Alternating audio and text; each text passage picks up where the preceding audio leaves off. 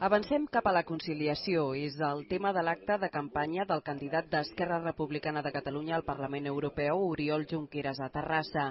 Junqueras vol obrir un temps de reflexió i negociació per elaborar una nova directiva europea que ajudi a conciliar els horaris laborals, personals i familiars dels ciutadans dels 27 estats membres. Les administracions públiques europees, doncs, les administracions estatals, municipals, regionals, etc., haurien d'intentar posar en comú aquests diversos tipus d'experiència i intentar-ho fer-ho compatibles a través d'algun tipus de directiva europea dedicada precisament a la gestió d'aquest temps, a la gestió del temps. El republicà vol apostar pel transport públic, el treball des de casa i facilitar l'accés a l'administració online. En el marc d'aquesta nova norma europea s'inclourien algunes de les iniciatives municipals i catalanes que ja estan en marxa.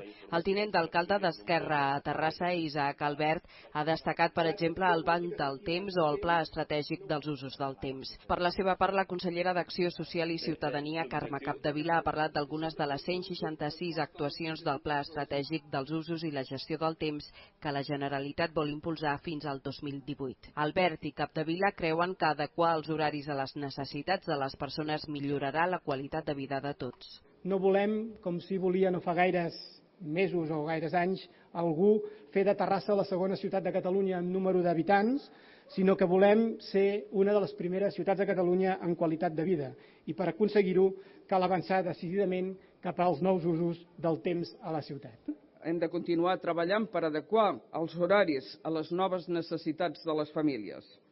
Hem d'anar cap a una concepció del temps més integral i que incorpori la perspectiva de gènere, que incorpori la corresponsabilitat, que incorpori la igualtat d'oportunitats i que incorpori el temps amb valor social afegit.